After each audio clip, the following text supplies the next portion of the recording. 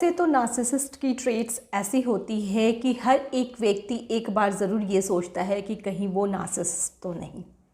Narcissist एक ऐसा personality disorder होता है जिसमें लोग अपने सेल्फ इस्टीम, सेल्फ वर्थ को इतना ज़्यादा वैल्यू देते हैं कि उसमें उनको सामने वाले की वर्थ, सामने वाले की वैल्यू बिल्कुल समझ नहीं आती है।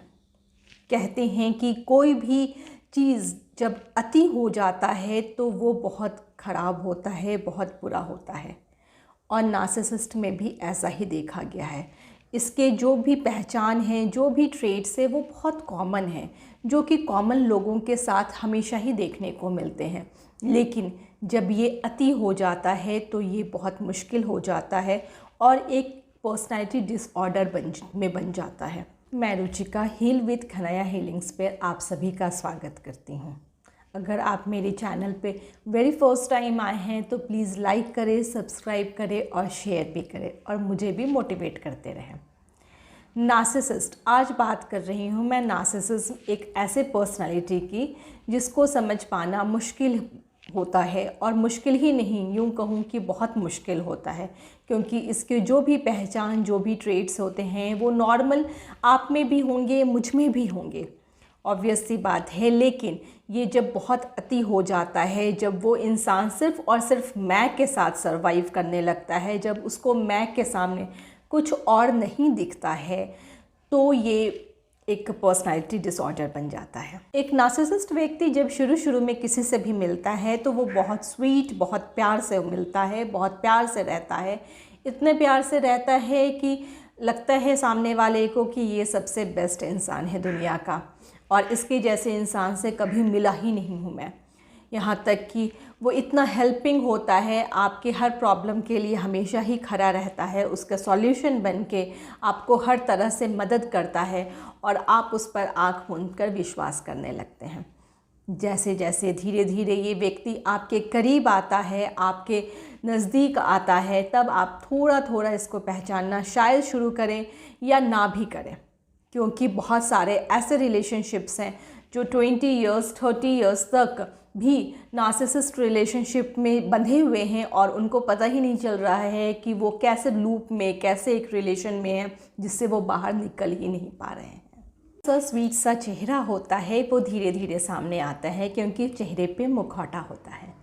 धीरे धीरे सामने वाले को पता चलता है, और वो भी उन्हें पता चल पाता है जो उनके साथ बहुत क्लोज़, बहुत करीब से रहते हैं और बहुत ज़्यादा टाइम स्पेंड करते हैं।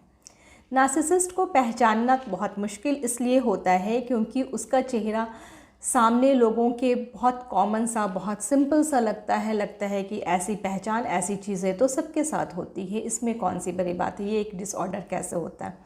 लेकिन जो लोग उनके करीब रहते हैं, जो क्लोज़ फ्रेंड्स, या अगर वो किसी रिलेशनशिप में होता है तो वो जो फैमिली होती है उनकी, चाहे उनके हस्बैंड हो, वाइफ हो, या फिर बॉयफ्रेंड्स, गर्लफ्रेंड्स, जो भी रिलेशंस हैं, उनको धीरे धीरे समझ में आने लगता है। देखो, सेल्फ लव तो सबके लिए ज़रूरी होता है, सेल्फ डेवलपमेंट सबके लिए ज़रूरी होता है। खुद के बारे में सोचना, खुद की तरक्की के बारे में सोचना, खुद के लिए आगे बढ़ने का सोचना, ऐसा सभी करते हैं और ये सही भी है। लेकिन जब आप खुद आगे बढ़ने के लिए दूसरों को की वैल्यू नहीं करते हैं, जब आप खुद आगे बढ़ने के पहले दूसरों को मैनिपुलेट करना शुरू कर देते हैं, दूसरों की इंसल्ट करना शुरू कर देते हैं, दूसरों के साथ एब्यूजिव हो जाते हैं, तब यहाँ प्रॉब्लम शुरू हो जाती है। नार्सिसिस्ट पर्सनैलिटी में ऐसा ही बिहेवियर देखा गया है कि जब वो खुद के बारे में सोचना शुरू करते हैं तो उन्हें खुद से ज़्यादा कोई भी अच्छा नहीं लगता। उन्हें लगता है कि सामने वाले की कीमत ही क्या है, सामने वाला इंसान ही उनके सामने क्या है। उन्हें लगता है कि सामने वाले की कोई वैल्यू नहीं है। वो यहाँ तक भी दूसरे को कह देते हैं, दूसरे के सेल्फ स्टीम, सेल्फ रिस्पेक्ट को पूरी तरह से कुचल देते हैं। दूसरों को ये भी कह देते हैं कि तुम्हारी वैल्यू क्या है, तुम्हारा औकात क्या है मेरे सामने, तुम कुछ भी वैल्यू नहीं करते हो, मैं हूँ जो तुमको झेल रहा हूँ, तुमको बर्दाश्त कर रहा हूँ। इस तरह से वो बहुत एब्यूजिव हो जाते हैं, बहुत बुरे तरीके से अपने सामने वाले, यानी अपनी फैमिली मेम्बर्स या अपने जो भी स्पाउस हैं उनके साथ व्यवहार करने लगते हैं। और ये चीज़ें धीरे धीरे ही समझ आती है। जो भी उनके पर्सन होते हैं सामने, साथ में, उनको समझ ही नहीं आता है कि उन्होंने ऐसा क्या किया या उनकी लाइफ में ये क्या चल रहा है। वो एक पूरी तरह से लूप में फंसे होते हैं। अगर आप में से कोई भी ऐसे किसी व्यक्ति के साथ हैं तो प्लीज़ उनसे डिस्टेंस बनाना शुरू कर दें और कोशिश करें कि जितना कम से कम उनके साथ रिलेशन रख सकें। आगे बढ़ते हैं इस कंटेंट्स के साथ। सबसे बुरी हालत नार्सिसिस्ट, जैसा कि मैंने बताया कि उनके जो भी उनके साथ रहते हैं, जो उनके स्पाउस हुए, उन पर डिपेंडेंट हुए, उनकी सबसे ज़्यादा बुरी हालत हो जाती है। नार्सिसिस्ट पर्सनालिटी वाले लोग दूसरों के ओपिनियन को कभी भी न सुनना पसंद करते हैं, न ही उसको सराहते हैं। दूसरों का ओपिनियन उनके लिए कोई मायने नहीं रखता है, भले वो ओपिनियन सही भी क्यों ना हो, क्योंकि इससे उनका ईगो ट्रिगर हो जाता है और उनके सेल्फ इस्टीम, उनके सेल्फ वर्थ पे एक प्रहार जैसा होता है। उन्हें लगता है कि किसी ने उनको क्रिटिसाइज़ किया है और उनको कैसे कोई क्रिटिसाइज़ कर सकता है, क्योंकि वो सबसे बेहतर, सबसे बेस्ट हैं। ये एक सबसे बड़ी परेशानी होती है, सेल्फ एंटाइटल की परेशानी होती है। वो खुद की हमेशा तारीफ़ सुनना चाहते हैं। वैसे तो तारीफ़ सभी को पसंद है, आपको भी पसंद है, मुझे भी पसंद है, लेकिन खुद की सिर्फ तारीफ़ सुनना, खुद के बारे में सिर्फ अच्छा सोचना, खुद के बारे में सिर्फ और सिर्फ सोचना कि मैं हूँ, जो हूँ मैं ही हूँ और मेरे अलावा कोई भी नहीं है इस दुनिया में, तो वहाँ पे प्रॉब्लम शुरू हो जाती है, वहाँ पे परेशानी शुरू हो जाती है। सबसे बड़ी परेशानी नार्सिसिस्ट पर्सनालिटी के साथ रहने वाले इंसानों की हो जाती है, क्योंकि उनको ये नहीं समझ आता है कि उनकी लाइफ में चल क्या रहा है। जैसा कि मैंने पहले भी कहा, उनकी लाइफ एक लूप की तरह हो जाती है। वो लूप की तरह उस अंधे कुएं में फंसते चले जाते हैं और उससे बाहर निकलने की स्थिति उन्हें समझ नहीं आती। उन्हें ये नहीं समझ आती है कि उन्होंने कहाँ गलती की, उन्होंने ऐसा क्या किया जो ये पर्सन इतना भड़क रहा है या इतना गुस्सा हो रहा है, इतना ड्रामा क्रिएट कर रहा है। क्योंकि उन्हें वो एक जॉली इंसान होते हैं। मोस्टली ऐसा होता है कि जो नार्सिसिस्ट पर्सनालिटी के साथ रहने वाले इंसान होते हैं वो एक खुशहाल इंसान होते हैं, उन्हें खुशी पसंद होती है, वे एक जॉली इंसान होते हैं और उनकी लाइफ पूरी तरह से हेल हो जाती है। जो नार्सिसिस्ट पर्सनालिटी के साथ रहते हैं वो अगर खुश भी होते हैं तो नार्सिसिस्ट को ये प्रॉब्लम हो जाती है कि अरे तुम खुश कैसे हो गए, तुम मेरे बिना खुश कैसे हो सकते, तुम्हारी खुशी, तुम्हारी लाइफ के हर एक स्टेप की जिम्मेदारी मेरी है और अगर मैं अलाउ करूं तो ही तुम खुश हो सकते हो, मैं अगर चाहूं तो ही तुम खुश हो सकते हो। मैं अगर कहूं कि ये आम है, भले वो केला हो, लेकिन अगर मैं ये कह रहा हूँ कि नहीं, केला को मैं आम समझ रहा हूँ तो तुम भी उसे आम ही समझोगे। ऐसी सोच होती है एक नार्सिसिस्ट पर्सनालिटी वाले की। और जब तक आप उस केले को आम नहीं कहोगे तब तक वो आपको परेशान करते रहेंगे, आपको डिस्टर्ब करते रहेंगे। और जब आप उनकी बात को मान लोगे तो वो सेल्फ सेटिस्फाइड हो जाते हैं। उन्हें लगता है कि उनका ईगो कंप्लीट हुआ, उनका ईगो पूरा हुआ। और यहाँ पे सबसे ज़्यादा परेशानी होती है उनके साथ रहने वाले इंसान की, जिनकी लाइफ लगभग हेल के बराबर हो जाती है, जिनकी खुद की कोई वर्थ नहीं होती है, क्योंकि वो खुद की लाइफ में कुछ डेवलपमेंट नहीं कर पाते और अगर करते भी हैं तो ये उन्हें खुश नहीं रहने देता है। इस पर्सनैलिटी वाले लोग अपने पार्टनर को उनके फ्रेंड्स, रिलेटिव्स से भी उनको दूर कर देते हैं।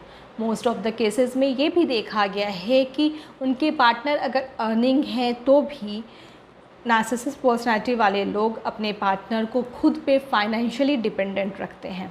फाइनेंशियली डिपेंडेंट रखते हैं का मतलब मैं यहाँ पे ये कहना चाहती हूँ कि उनके बैंक बैलेंस की डिटेल्स, उनके एटीएम कार्ड्स, उन सारी चीज़ों को वो खुद रखते हैं, उनको फाइनेंशियली खुद पे डिपेंडेंट रखते हैं। दूसरों को यूज़ करना, मैनिपुलेट करना, उनके साथ अब्यूज़िव होना, उनके साथ टॉक्सिक रिलेशन में जाना या फिर उनको चीट करना, उनके साथ उनको परेशान करना, उनको बार बार डिस्टर्ब करना, उनके माइंड के साथ गेम खेलना, ये एक नार्सिसिस्ट के लिए एक तरह से एनर्जी होती है। अगर वो सब ये करते हैं किसी के साथ तो उनको वहाँ से एनर्जी मिलती है और जिससे उनकी सेल्फ इस्टीम कंप्लीट होती है, उनको खुशी मिलती है अंदर से। वो इतने मैनिपुलेटिव होते हैं कि उन्होंने आज उसी बात पे कुछ कहा। सपोज़ उन्होंने कहा कि वो कल किसी रमेश फ्रेंड के साथ घूमने गए थे और अगर आपने उनसे अगले दिन कहा कि अच्छा आप तो रमेश फ्रेंड के साथ घूमने गए थे, तो वो अगले दिन बोलेंगे नहीं, मैंने ऐसा कब कहा, मैं तो कल कहीं नहीं गया था या फिर मैं कहीं और गया था। वो कुछ भी बोल सकते हैं, कभी भी मैनिपुलेट कर देते हैं और आपके सिर्फ माइंड को डिस्टर्ब करना, माइंड गेम्स खेलना उनको ज़्यादा पसंद है। अगर आप डिस्टर्ब हो रहे हैं तो उनको बहुत सुकून मिलता है, बहुत सेल्फ सेटिस्फैक्शन मिलता है और इससे वो बहुत खुश होते हैं। एक्चुअली आपको डिस्टर्ब करके, आपको परेशान करके, जो भी उनके साथ रहते हैं उनको परेशान करके, उनको डिस्टर्ब करके, वो खुशी जो उनको मिलती है उससे वहाँ से उनको एनर्जी मिलती है और उस एनर्जी पर वो आगे अपना काम करते हैं, आगे वर्क करते हैं। इनका रिलेशन किसी के साथ भी बहुत लंबा नहीं चलता है, क्योंकि जैसे ही लोग इनको पहचानना शुरू कर देते हैं, इनसे दूर होने की कोशिश करने लगते हैं और जहाँ भी इनका मुखौटा इनको लगता है कि हटने लगा है, खुलने लगा है, वो वहाँ से हट जाते हैं और फिर एक नए लोगों की, एक तरह से कहें तो, शिकार करने के लिए आगे बढ़ जाते हैं। ऐसा बहुत बार देखा गया है कि ऐसे लोगों के बहुत लंबे दोस्त नहीं होते हैं और बहुत लंबे रिलेशंस नहीं होते हैं। ऑब्वियस सी बात है कि अगर वो हस्बैंड एंड वाइफ रिलेशन में हैं तो वहाँ से निकल पाना, एक हस्बैंड या वाइफ जो भी हैं उनके पार्टनर, उनके लिए बहुत मुश्किल होता है, तो वो निकल नहीं पाते हैं और काफ़ी सालों, काफ़ी समय निकाल देते हैं। तब उन्हें या तो समझ आता है या फिर समझ आने के बाद भी उन्हें कोई रास्ता नहीं मिलता है कि वो कैसे निकले। अगर आप किसी भी नार्सिसिस्ट को जानते हैं जो कि आपके आसपास हैं, तो वहाँ से अपने डिस्टेंस को बढ़ाने की कोशिश करें। अगर आप किसी रिलेशनशिप में अभी नए नए आए हैं और आपको डाउट भी है कि वो पर्सन शायद नार्सिसिस्ट हो, तो पहले उसे जाने, समझे, पूरा वक्त ले और तभी अपने रिलेशन में आगे बढ़ने की कोशिश करें। अपनी डिस्टेंस को ज़रूर बना के रखें नार्सिसिस्ट के साथ, वरना वो आपके माइंड के साथ गेम्स खेलना शुरू कर देता है और आपकी माइंड, आपकी सेल्फ इस्टीम पे सबसे ज़्यादा असर पड़ता है, सेल्फ कॉन्फिडेंस पे सबसे ज़्यादा असर पड़ता है। अगर आपके पास कोई भी क्वेश्चन है तो आप मुझे कमेंट बॉक्स में ज़रूर मेंशन कर सकते हैं। अगर आपके पास कोई पर्सनल क्वेश्चन है जो आप कमेंट बॉक्स में मेंशन नहीं करना चाहते हैं, या फिर कोई एक्सपीरियंस आप शेयर करना चाहते हैं मेरे साथ जिससे कि औरों को भी बेनिफिट मिले, तो आप प्लीज़ उसे ज़रूर मेंशन करें। आप अगर कमेंट बॉक्स में मेंशन नहीं करना चाहते हैं तो प्लीज़ मेरे मेल पे या फिर मेरे व्हाट्सएप नंबर पे, जो कि डिस्क्रिप्शन में अवेलेबल है, वहाँ से आप मुझे कांटेक्ट कर सकते हैं। अगर आपका कोई भी सजेशन हो तो प्लीज़ मुझे ज़रूर मेंशन करें। अगर आप 1-to-1 सेशन बुक करना चाहते हैं तो आप मेरे मेल या फिर व्हाट्सएप नंबर पे कांटेक्ट कर सकते हैं। Take care, God bless you.